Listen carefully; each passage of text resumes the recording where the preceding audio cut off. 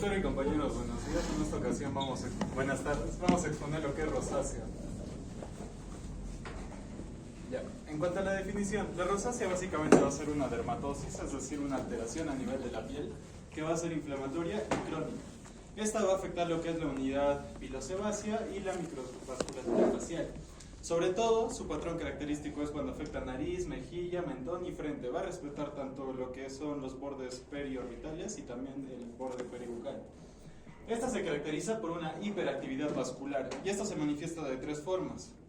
Puede ser un eritema fugaz o paroxístico, como su nombre lo indica, aparece abruptamente y desaparece a las máximo 2 horas. Y esto va a estar desencadenado por lo que son diferentes gatillos que más adelante mencionaremos. Y eso se conoce como flushing. Cuando es paroxístico es flushing. Y cuando es persistente es como copurino, que básicamente es cuando no desaparece el eritema pese a que el gatillo o el desencadenante ya haya cesado. Y la tercera manifestación de esta hiperactividad vascular va a ser lo que es las telangiectasias, que son las dilataciones o las ectasias vasculares de los capilares superficiales del plexo dérmico. En cuanto a también va a presentar lo que son accesos acneiformes, sobre todo dos, pápulas y pústulas. Pápulas, como sabemos, es una elevación circunscrita de menos de 0.5 centímetros. Y la pústula es cuando esa pápula se llena de una colección purulenta. Vamos a ver que cuando no se trata, cuando tiene una progresión o una cronicidad bastante prolongada, va a generar hipertrofia y esta se va a llamar la fima. Dependiendo de a qué zona vaya a afectar, va a cambiar el nombre, pero la más frecuente es la rinofima, que sería la alteración de la nariz, la hiperplasia, que básicamente es la deformación y la formación de nódulos a nivel de la nariz. Y esto se puede acompañar de lo que es afección ocular, también en casos tardíos, siendo que la afección ocular más frecuente sería la blefaritis posterior, que es cuando se inflama el borde interno del párpado debido a una disfunción a nivel de la glándula de Meibomian.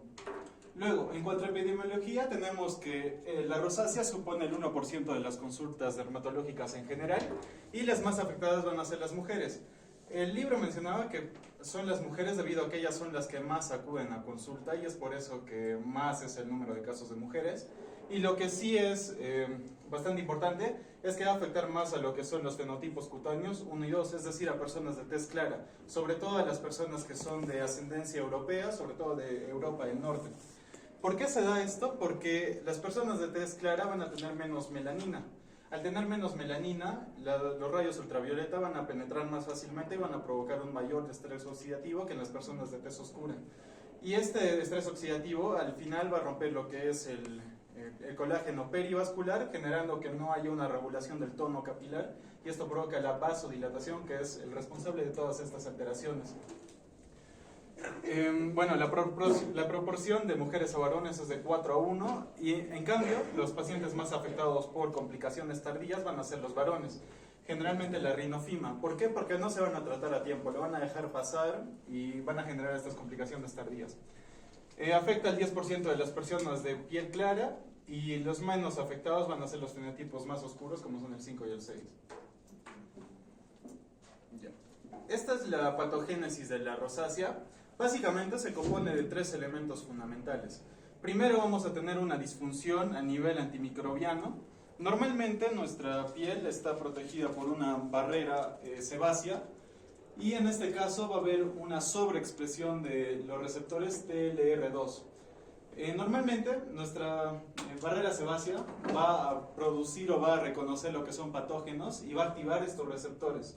Estos receptores a su vez van a expresar lo que es LL37, que sería la calicidina, y que su cofactor o activador va a ser la calicreína, que es la KLK5. En el caso de la rosácea, estas personas van a presentar un incremento en la cantidad de lo que es Demodex folliculorum o el Propionibacterium acnes. Otras bibliografías dicen que también está implicado lo que es el Staphylococcus epidermidis, pero el libro menciona solo estas dos. Y estas van a ser responsables de que se sobreexprese esta proteasa y esta enzima.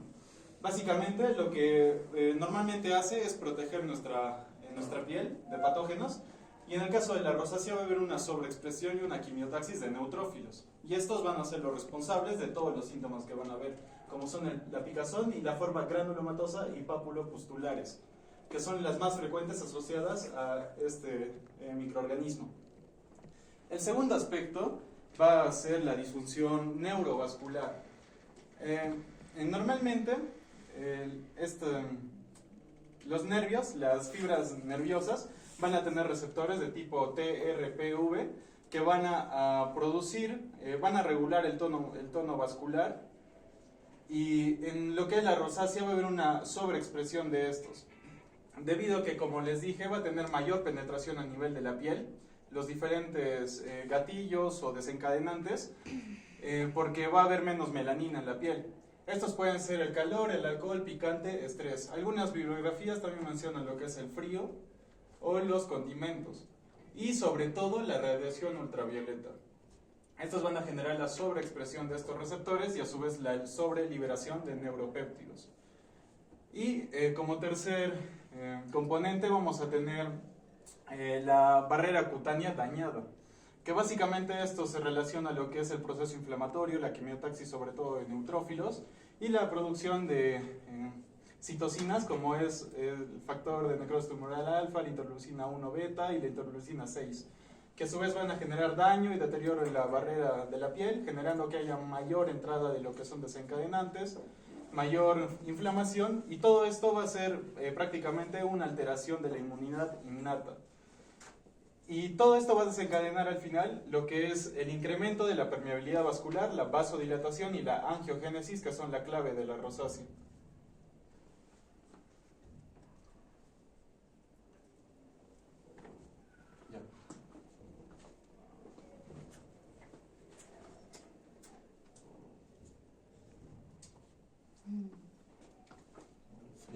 En cuanto a la estadificación, vamos a tener la cual es la de Plewink y Klinkman.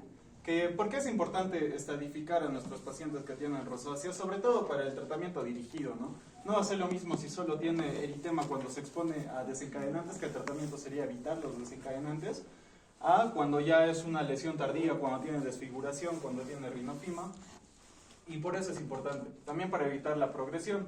Aunque el libro nos menciona que no existe o sea, no necesariamente tiene que seguir el orden en el que está. Una persona puede debutar con lo que es el tipo 1 y así va a depender. O puede ir a consulta ya cuando esté en tipo 3, por ejemplo. Bueno, básicamente nos menciona 4 fases. La primera es la diátesis rosácea, que es la predisposición al eritema y al flushing, que sería un eritema que no dura más de 2 horas. Empieza a 10 minutos y dura 2 horas y suele desaparecer cuando el desencadenante cesa. En este caso los desencadenantes, como les mencioné, son el estrés, los rayos ultravioleta, el ejercicio, temperatura, cafeína, alcohol, frío y condimentos. Este también se le va a llamar lo que es el rubor facial. En la etapa 1 vamos a tener el de tipo vascular, que va a ser el eritema persistente o cuperosis, más las telangiectasias, que básicamente son las dilataciones tortuosas, sobre todo a nivel de los pómulos y también a nivel de las mejillas y de las alas nasales, que se van a ver a través de la piel porque son superficiales. En el caso de la etapa 2 es la etapa ya inflamatoria, donde se suman lo que son las lesiones pápulas y pústulas, que van a ser pequeñas. Y en la etapa 3 tenemos que se suma a todo eso los nódulos, el edema sólido, que se llama enfermedad de Morsihan, que básicamente es un edema de tipo firme, es un edema que no deja fobia, y es un edema que sobre todo se centra en los 2 tercios superiores de la cara, lo que viene siendo la glabela, la frente y los pómulos, también las órbitas. Este edema, ¿a qué se va a deber? Básicamente a la obstrucción linfática. Cuando un paciente va a tener mucho infiltrado repetidamente inflamatorio, eso va a provocar una hipertrofia o una hiperplasia y también una fibrosis a nivel dérmica. Hipertrofia, hiperplasia de glándulas sebáceas y fibrosis dérmica. Esto genera la obstrucción de lo que es los conductos linfáticos y finalmente el edema o enfermedad de Morsihan. Luego tenemos la oftalmopatía, donde tenemos ahí la blefaritis posterior, tenemos la inyección conjuntival o ojo rojo, y también tenemos la hiperplasia de tejidos blandos o la FIMA. Este sería lo que es la diátesis rosácea. Esta es la etapa 1, etapa 2, etapa 3. Diátesis rosácea, etapa 1, etapa 2 y etapa 3. Como vemos, en la etapa 3 ya hay prácticamente alteración a nivel del ocular, hay deformación, hay nódulos. En cambio, en la etapa 3 es más pustulosa. En la etapa 2 es cuando la rosácea no desaparece. Y en la etapa 3 es cuando solo está expuesto el factor desencadenante. Bueno, esta es otra clasificación que se va a llamar la de los subtipos, que no se suele usar ahora, más se usa la de fenotipos, que es la siguiente, pero esta también la describe el libro. Es básicamente dada por la Sociedad Nacional de Rosácea, y esta va a clasificar en 4 subtipos, lo que es el eritemato, telangiectásicas, papulopustulosas, fimatosa y ocular. Si vamos a la clasificación anterior, ambas, la fimatosa y ocular, pertenecerían a la etapa 3, la eritematosa telangiectásica pertenecería a la etapa 1 y la papulopustulosa sería la etapa 2. Es prácticamente lo mismo. Y esta es la última clasificación que menciona que es importante, es prácticamente en base a fenotipos. Van a haber criterios diagnósticos y los van a agrupar en 3 criterios, van a ser definitivos, mayores y menores. Dependiendo de lo que tenga el paciente se puede hacer el diagnóstico y también se puede clasificar. Básicamente esta complementa a lo que es la primera clasificación, que es el estadiaje. En criterios definitivos, con uno de estos dos nos basta para diagnosticar. Uno sería el eritema centrofacial, que les dije que respeta a nivel perivocal, que es fijo, característico con intensificación periódica a exposición de luz, de calor, de estrés. Y cambios fimatosos, como la rinofima. En mayores nos basta con que tengamos 2 o más de los siguientes: rubor, pápulas, pústulas, telangiectasias o manifestaciones oculares, donde están la telangiectasia marginal del párpado, inyección conjuntival, infiltrado corneal, escleritis y escleroquelitis. Y en las secundarias, que básicamente es complementario. Con solo secundarias no se puede diagnosticar, pero ya nos puede guiar.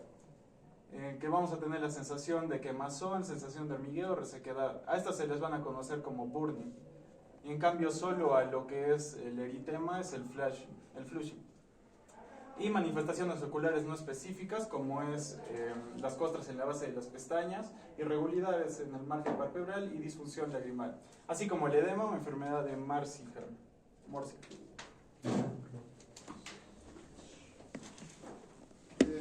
Continuando propiamente con lo que son las manifestaciones clínicas, como ya advirtió mi compañero, se relacionan en 3 etapas. Sin embargo, también es importante destacar su localización.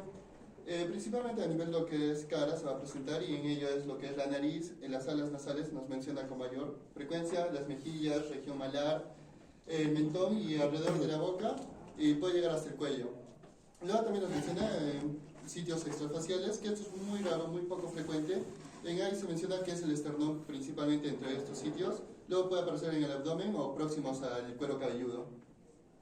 Y también se describe que su aparición suele ser bilateral.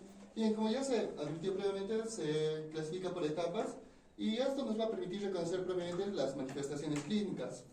Bien, en la primera imagen, que serían las etapas iniciales, vamos a ver ese eritema episódico, no es tan marcado, ese flushing que denominaba el compañero, y consecuentemente ese rojizo, ese color rojizo, también se lleva gracias a lo que es las telangiectasias. Luego en la segunda etapa ya se ve lo que son las pústulas, las pápulas, que acá se nota aún más, y acá ya se describe como una rosácea moderada, que ya presenta ya signos más evidentes. Y en la tercera etapa, el denominado hinchazón de nariz y mejillas, o también en sí es como ese edema sólido que se menciona. Y en esta imagen ya se le ve una mayor afectación, por un lado el ocular, y acá se permite, ¿no?, destacar lo que es la queratitis, también la conjuntivitis difusa o la blefaritis, que acá sí se ve la blefaritis. Por otro lado, que los síntomas que acompañan esta afectación ocular es justamente la sequedad del ojo, la sensación de cuerpo extraño, una fotofobia. Y bien, también en esta imagen podemos apreciar lo que es la rinofima, que como se mencionó es justamente esa hiperplasia o la fibrosis de las glándulas sebáceas, que hace que se hipertrofie la nariz, que aparezca como una masa sólida. Acá también se puede ver, ¿no?, que no es solamente la nariz, también puede aparecer en otros lugares como en la mejilla o el mentón. o incluso a nivel palpebral. Bien, bien, ahora vamos a ver el diagnóstico. Es principal, propiamente es clínico, ¿no? Las manifestaciones clínicas son los que nos permiten hacer el diagnóstico. También se mencionan antecedentes, pero no es tan relevantes. Bien, como ya se mencionó previamente, tener en cuenta principalmente lo que es el eritema a la hora de diagnosticar, las telangiectasias, pápulas y pústulas, que justamente más adelante vamos a ver que nos permite hacer el diagnóstico diferencial. Y ya en casos más exacerbados o ya severos, lo que se presenta es la rinofima. Como ya mencioné, no solo puede aparecer esta fima en la nariz, también la natiofima, la blefaritis o la conjuntivitis, que principalmente se destaca porque lo podemos observar o advertir mediante el ojo rojizo.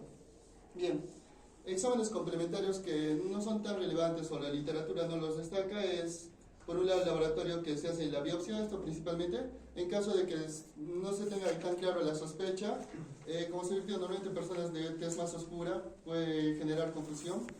Y esto justamente nos ayuda a identificar lo que es el Demodex follicurum. En sí, la técnica que se hace acá es la biopsia de superficie con cianocrilato. Por otro lado, tenemos lo que es el histopatológico. Sin embargo, esto no es inespecífico propiamente. Y acá se destaca tres puntos en sí: lo que es a nivel de la epidermis, a nivel de la dermis y a nivel del tejido conjuntivo. En sí, el epidermis es hallar lo que es la hiperkeratosis o la parakeratosis o finalmente la atrofia.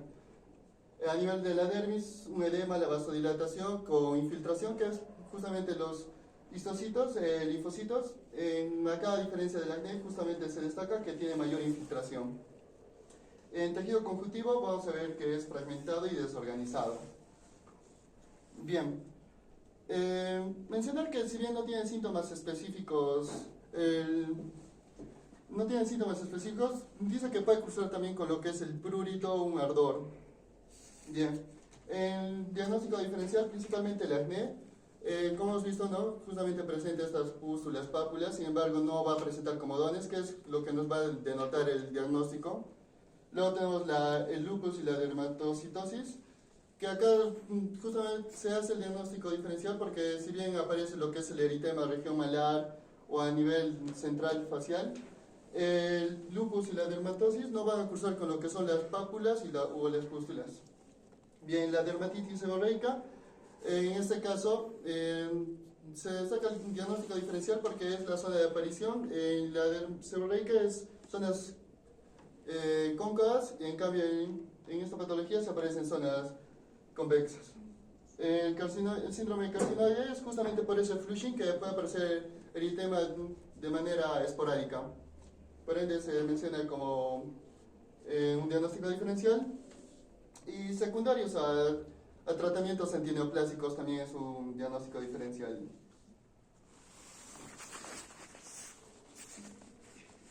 Bien, ahora en cuanto al tratamiento, vamos a ver que principalmente vamos a destacar lo que son las medidas generales, que es en sí, ¿no? Si no se trata esto primero, ninguno de los tópicos o cremas tópicas que se pueda realizar no van a tener ese efecto. Principalmente es la limpieza facial y no solo ello, ¿no?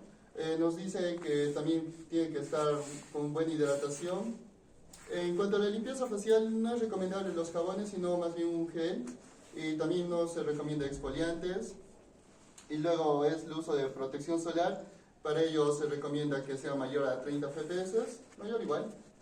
Y finalmente el cambio de estilo de vida o cesar algunas interacciones, como es disminuir la luz solar.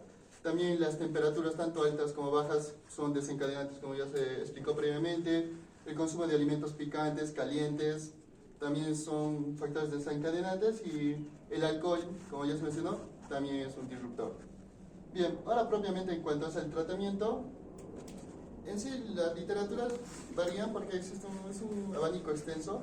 Sin embargo, nos mencionan que normalmente se debe realizar según las manifestaciones clínicas.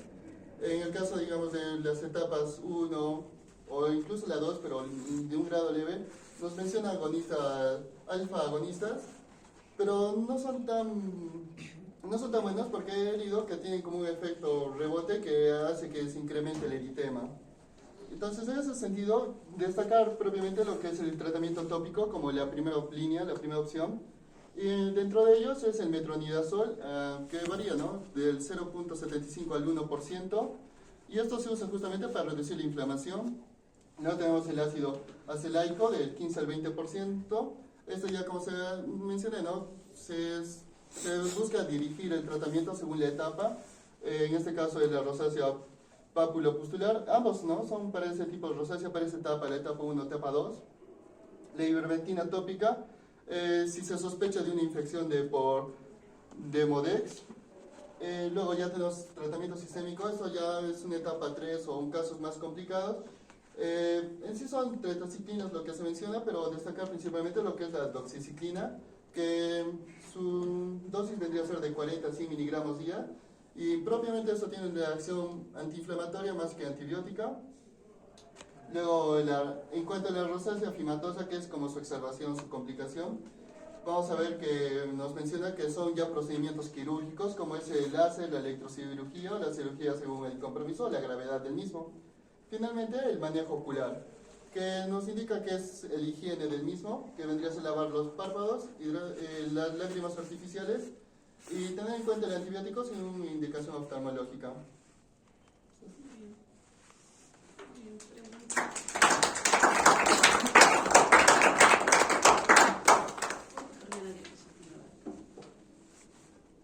Fisiopatología.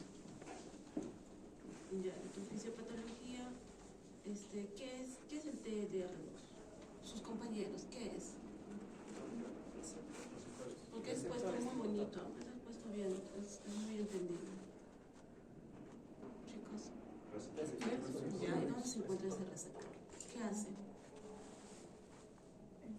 ¿Es un receptor? Proinflamatorios. Proinflamatorios. Es el TDR2. ¿Qué libera? ¿Qué expresa? ¿Qué es el L37 para sus compañeros? Calicilina. ¿Qué hace eso? ¿Qué efectos tiene?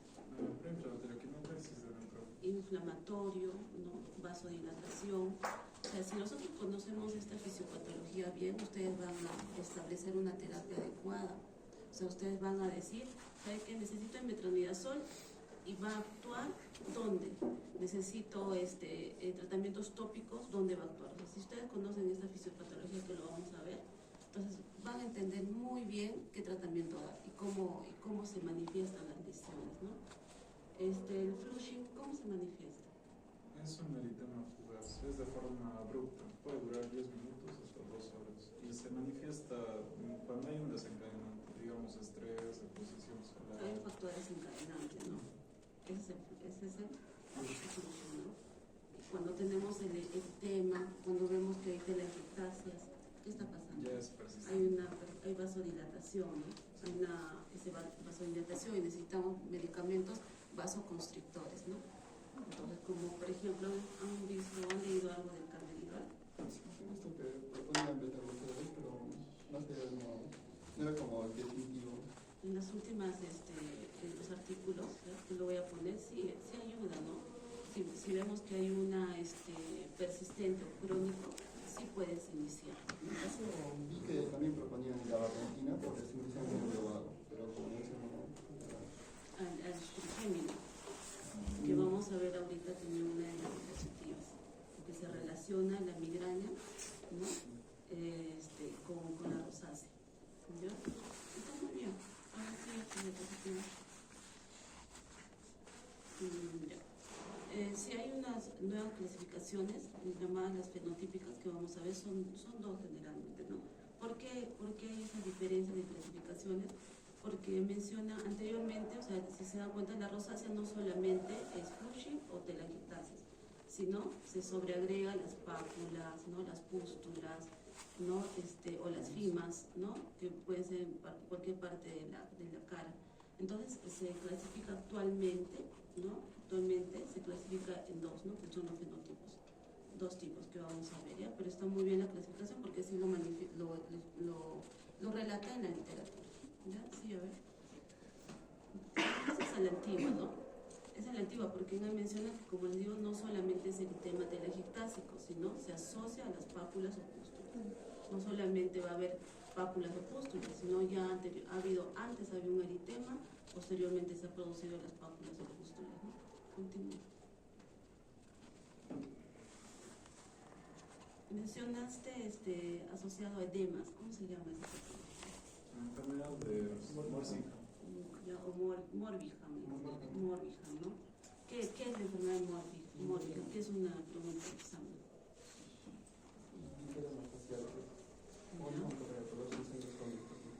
Por obstrucción de los conductos linfáticos, ¿no? ¿Por qué? Porque ahí está la Por la hiperplasia y hipertrofia del glándulo sebáceo. Ya. Y la fibrosis realmente. Y por el exceso de liberación también del L37. El L37 en la rosácea actúa, ¿ya? O sea, esa también pregunta de examen. ¿Está bien? Sí. Tratamiento. El tratamiento es leído de síndrome de Morbihan. Corticoides, ¿ya? Continúa. Ya. Muy bien. Sí, esa es la temática que ustedes y también los que están lean las tres literaturas, ¿no? De James, de Fritz Patek, ¿no? Y Arenas, ¿no? Bueno, los dos que se mencionan los primeros, esas son las literaturas que me parecen que son muy buenas.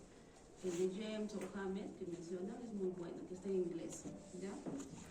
¿Alguna pregunta para sus compañeros? Ya, pues una vez pasada yo pasé.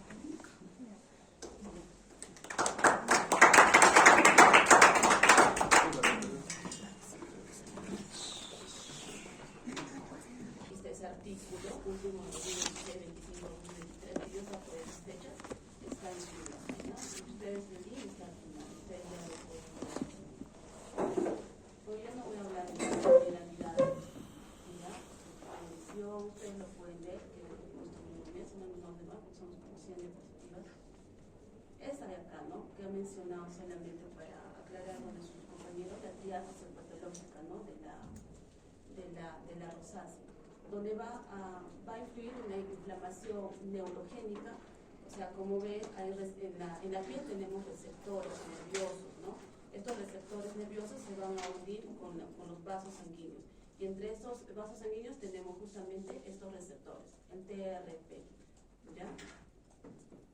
También está relacionada a la discusión de la inmunidad innata. Y siempre vamos a estar repitiendo inmunidad innata e inmunidad adaptativa, ¿no?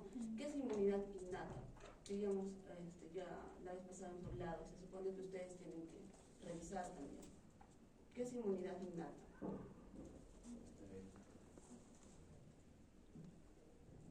En palabras sencillas, chicos, un lapicerito.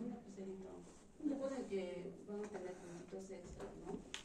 Ya les has indicado que van a hacer un examen con los dos A y B, ¿no? Sí. Entonces, por ahí sale el lado. ¿Tendremos mucha aplicar?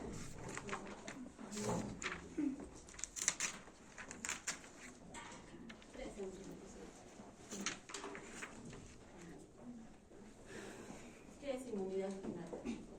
La primera línea de defensa que es... Ya, pues me voy a escuchar gente preguntar. Ya, está muy bien. ¿Qué es? La respuesta son rápidas.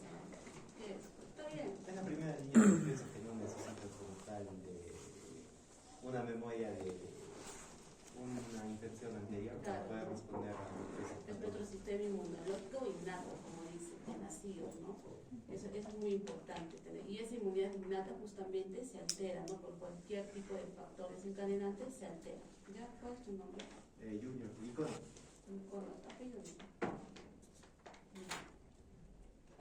Hiperactividad o remodelación vascular, ¿no? O sea, y todos estos parámetros, ¿no? Fisiopatológicos, de acuerdo a estos parámetros fisiopatológicos van a ver, ¿no? Si hay una inflamación neurogenética, se va a manifestar la clínica, ¿no? Como el flushing. Si tenemos una disfunción de la inmunidad innata, ¿qué vamos a ver? Procesos inflamatorios persistentes, inflamación persistente, liberación de neutrófilos, liberación de monocitos, liberación de macrófagos, todo eso se requiere, ¿ya? ¿Y qué se va a representar en la clínica? como mencionan acá, pápulas y pústulas, ¿no? Que son estériles. Hiperactividad de la remodelación vascular, que es casi el último estadio, como mencionó su compañero, una fibrosis térmica o una hiperplasia articular, ¿ya? Bueno, esta es la fisiopatología que mencionó su compañero muy bien. Está más grande ese péptido que va a producir inflamación, angiogénesis, vasodilatación, ¿ya? Que lo he explicado muy bien. Factores exacerbantes o desencadenantes también lo he explicado muy bien, ¿ya? De la misma literatura. Es muy importante el paciente cuando venga a su primera consulta, ¿no? ¿Qué esperan ustedes relacionado a la rosácea que el paciente les diga? ¿Qué esperan? Que se enrojece cuando está en el show. Ya, ¿qué dice el paciente? ¿No? Que tengo, se me hace roja los cachetes, ¿no? Porque ellos no te van a decir la lesión malar, ¿no? Entonces se hace eritema, y ustedes qué van a preguntar, ¿no? ¿Cuál es el desencadenante, ¿no? Si has tomado café, a la exposición del sol se exacerba, ¿no? Es muy importante, ¿ya? Es muy importante el interrogatorio clínico. Inspección, seguimos la inspección, ¿no? La morfología de la lesión. Ustedes tienen que ver el flujo, el eritema, las pápulas, las pústulas, si hay fibrosis o no hay fibrosis, ¿ya? O buscar otras lesiones extracutáneas, que está asociado, y que lo han expuesto muy bien sus compañeros, tenemos la rosácea ocular, que viene asociado, ¿sí? Entonces siempre ustedes también tienen que revisar las conjuntivas, todo. Bueno, la esterificación clínica, de acuerdo a la evolución, ¿no? Como ya mencionó su compañero, generalmente puede haber un eritema episódico, posteriormente puede aparecer la formación de las telangiectasias, desarrollo de pápulas pústulas, y finalmente se puede ya ver las fimas, ¿no? Ya es una evolución más avanzada. Las lesiones anatómicas, esto ya lo pueden revisar, esto de acá, que sus compañeros también mencionaron. Las áreas que se respetan en la rosácea son las áreas más laterales, ¿no? Pero hay casos en los cuales hay eritema retroauricular, entonces también es importante que ustedes se lleguen a fijar. Pregunta de examen, ¿ya? Que ahí vamos a ver una diapositiva de un paciente. Entonces es muy importante. Esto también ya mencionó. Bueno, esta es la clasificación anterior, ¿no? Que ya mencionaron, un eritema telangiectásico, las pápulas pústulas, fibrosas y las rosáceas secundarias. Ahora lo clasifican en esto, fenotipo de tipo 1 y fenotipo de tipo 2, ¿ya? Tú mencionaste 3 fenotipos, creo. 4 fenotipos. 3. Claro, los últimos guías lo mencionan estos 2 fenotipos, ¿ya? El fenotipo de tipo 1, que van a estar la vascular, y el fenotipo papulopustuloso, ¿no? Son esas 2. Y el fenotipo de tipo 2 va a estar el fenotipo fimatoso, asociado puede estar el fenotipo ocular, ¿ya? Con todos los síntomas. Por ejemplo, en fenotipo ocular vamos a ver blefaritis, conjuntivitis, queratitis, ¿no? Y también presentan discapacidad visual. Esta es una rosácea ocular, como ya mencioné acá en la clínica, de una rosácea ocular, ¿ya? Es importante que vean, estos son terminologías de acuerdo a la localización de la lesión de la rosácea, ¿no? Lo tienen que repasar. A ver, vamos a ver, pruebas. Ya, sus compañeros mencionaron en relación al diagnóstico, que ahorita vamos a ver. Bueno, diagnósticos diferenciales. Vamos a ver diagnósticos diferenciales sindrómicos. Por ejemplo, síndromes relacionados a pápula pústula, ¿no? Entre estas, ¿cuáles están? Como ahí menciona, el acné vulgar, ¿no? Que puede presentar las lesiones papulares. ¿Y cuál es la diferencia del acné con la rosácea? Los comedones, ¿no? ¿Qué más? Una foliculitis o las erupciones, ¿no? ¿Cuál sería la causa frecuente, por ejemplo, de una foliculitis? Un proceso infeccioso, ¿no? Generalmente, ¿cuál es? En la piel, Staphylococcus aureus.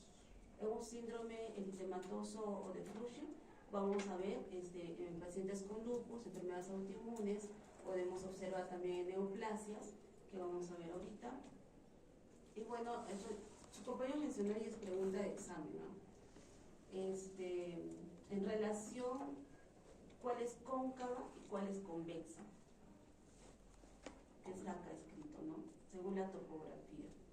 Entonces hay un diagnóstico diferencial, ¿no? Las rosáceas, generalmente las lesiones se van en las superficies convexas, ¿no? Eso es lo que está en la literatura. Y una dermatitis seborreica, superficies cóncavas, ¿no? Las dermatitis seborreica van a estar ¿qué abarca? ¿Dónde van a estar las dermatitis atópicas? Dermatitis seborreicas, disculpen. Chicos, ¿dónde vamos a observar las lesiones? Pliegues, pues. Estos son diagnósticos también diferenciales relacionados también, como ya lo mencionaba muy bien, el lupus eritematoso, la dermatomiositis, ¿no? Generalmente el lupus eritematoso en alas de mariposa, que respetan los pliegues. Vamos a tener los síndromes en el cáncer, ¿no? Que también se va a asociar, estos pacientes que usan medicamentos como quimioterapias pueden hacer reacciones de telenostasis, eritemas, entonces sería un diagnóstico diferencial.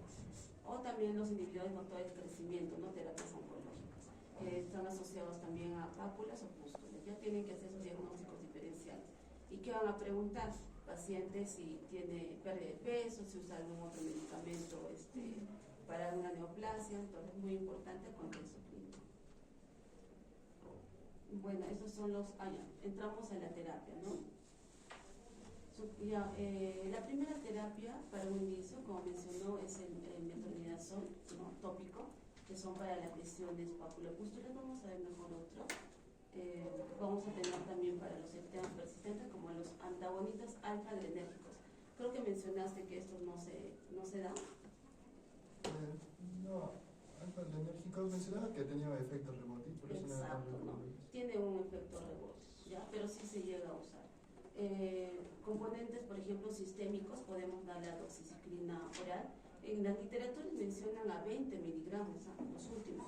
Otros mencionan a 50 y 40. En la literatura, en el libro, está 40, ¿no? Nos basamos en 40 o nos podemos basar también en 50 miligramos, ¿ya? Que tiene efectos antiinflamatorios sistémicos.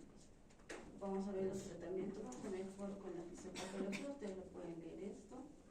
Por ejemplo, acá tenemos, ¿no? El metronidazol y el ácido acelaico. Cualquiera de estos dos pueden ustedes usar en un primer inicio de una rosácea, ¿no? Metronidazol puede ser mecanismo de acción antiinflamatorio, antimicrobiano, ¿no? Y estas se van a aplicar 2 veces por día, ¿ya? Y el ácido acelaico, que viene en el 15%, también tiene la misma función, antiinflamatorio, antimicrobiano, y tiene un efecto normalizador de la queratinización. Se aplica 2 veces al día y puede causar irritación leve. No es importante conocer los efectos adversos. ¿Ya? Pregunta de examen, ¿no? La ivermectina al 1%, antiparasitario, ¿no? Para el Demodex, ¿no? ¿Qué es el Demodex? ¿Qué es un virus parásito? ¿Qué es un protozoario? Es un ácaro. Es un ácaro. Nombre. Apellido. Chalco. ¿Ah? Chalco. Chalco. Ya. Entonces es muy importante, ¿no? La ivermectina se va a aplicar para las rosáceas papulopustulosas moderadas severas, ¿no? Y bueno, sus aplicaciones clínicas van a ser generalmente por la noche, ¿no? En las áreas afectadas. El tratamiento generalmente es largo, ¿no? Menciona entre 4 a 6 semanas. Sea el metronidazol o cualquier otro medicamento que vamos a usar. Ya, vamos a ver mejor otro, que he puesto bastante. La doxiciclina, la dosis, como mencioné, 40 miligramos una vez al día. ¿A qué se llama formulación de liberación modificada? Justamente, como mencionaste, tiene un efecto propiamente dicho antiinflamatorio, ¿no? Si nosotros damos, por ejemplo, la doxiciclina cada 12 horas de 100 miligramos, ya no va a tener un efecto antiinflamatorio, sino va a ser un efecto antibacteriano, ¿no? Entonces, a eso se refiere, una formulación de liberación modificada, pregunta de examen, ¿no? Las preguntas pongo así, doxiciclina de tanto, ¿qué efecto tiene? Ustedes tienen que llenar, ¿ya? Entonces es muy importante tener en cuenta eso. Mecanismo de acción, efecto antiinflamatorio puro y no antimicrobiano, lo estamos recalcando, ¿no? Inhibidores de la metaloproteinasa de la matriz MMPS y mediadores inflamatorios. refiere eso? ¿Ya? ¿Qué significa que a nivel, o sea, que hay destrucción, ¿no? Tú mencionaste que hay destrucción de colágeno, ¿no? Sí. Justamente porque por esa liberación de qué receptores o porque proteínas, ¿no? Por esos receptores que has mencionado, ese péptido que se libera, entonces va a haber una destrucción del colágeno. Entonces, ¿qué va a haber? Como hay una destrucción, estas proteínas MMPs están justamente en el colágeno 3, en el colágeno 4 que tenemos en la piel. Entonces, ¿qué va a hacer? Si se va a liberar, va a haber un exceso, y ¿qué va a hacer la doxiciclina? Va a inhibir, ¿no? La formación, ¿no? La liberación de estas metaloproteínas. A eso se refiere. Bueno, ventajas claves de la doxiciclina: no induce resistencia bacteriana a esta dosis, ¿no? Preserva la microbiota cutánea normal, o sea, no hay una disbiosis, no hay una alteración de nuestra microbiota en la piel, eso es favorable. Y hay una reducción significativa del eritema y de las lesiones papulopustulosa, ¿ya? Todas estas preguntas de examen. Ya, vamos a ver bueno, esto también para que lo repasen, el manejo del eritema, ¿no? Vamos a ver con la brimonidina y la oximetazolina, ¿no? Que su mecanismo de acción son agonistas de selectivos alfa-adrenérgicos. Estos que van a hacer una vasoconstricción, como vemos en la imagen, ¿no? Cuando hay una rosácea tenemos una vasodilatación y estos medicamentos van a hacer un efecto de vasoconstrictor. Se aplica una vez al día en el área afectada, y la oximetazolina aplicar también una vez al día en la zona afectada. Su mecanismo de acción de la brimonidina va a ser 30 minutos, y bueno, la duración de la oximetazolina es de 12 horas, ¿ya?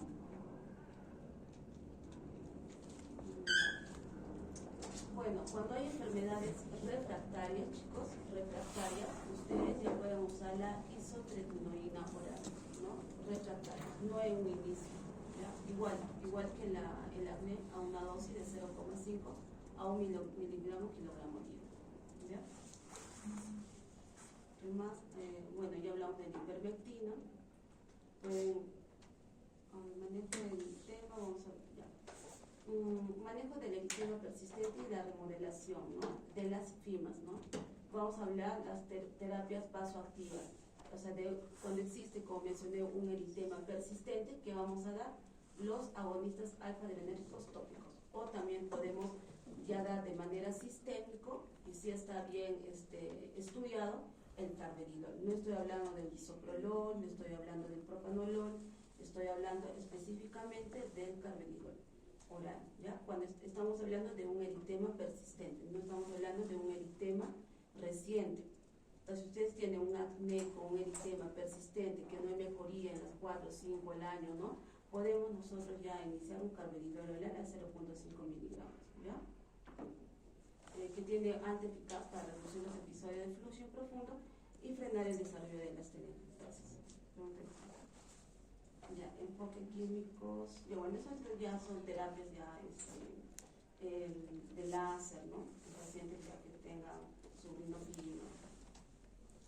Bueno, esta fisiopatología lo he adaptado, ¿no? Es importante, sí, chicos, ustedes usarla ahí, actualmente sí, pero no van a poner, pues,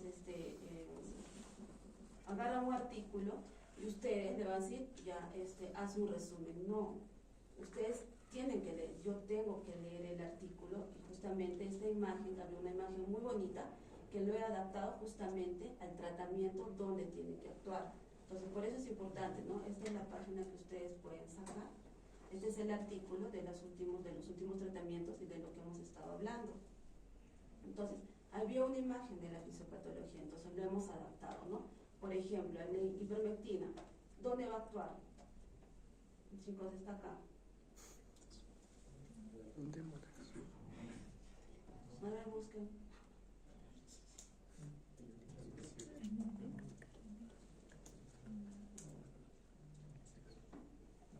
Son receptores, o sea, justamente la ivermectina va a actuar en este primer receptor que tú mencionaste. Nos damos ivermectina, cortamos este receptor, bloqueamos este receptor, y ya no se va a producir toda esa liberación de citoquinas y vamos a evitar que produzca una vasodilatación, inflamación crónica y remodelación tisular, ¿no?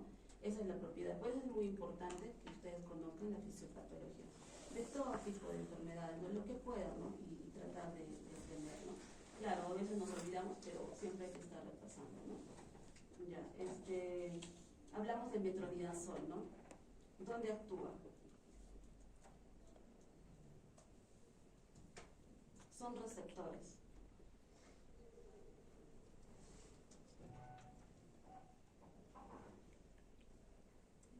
El metronidazol, ¿qué es? Es un antibiótico, tiene receptores, va a actuar reduciendo los neutrófilos, los monocitos, los macrófagos, evitando la liberación de este LL37 y produciendo estos procesos inflamatorios, ¿no? Entonces, ahí está, ¿no? Para que puedan ustedes revisar y la fisiopatología relacionada, ¿ya? Bueno, este es un resumen que podemos leer. Este es de una guía, vamos a hablar las morfologías de las lesiones. A esto me refería, ¿no? Modelo clásico, subtipo 1 y 4, que sí puedes usar, pero ya la última es el nuevo modelo moderno basado en fenotipos, ¿no? ¿Cuál es la ventaja de este?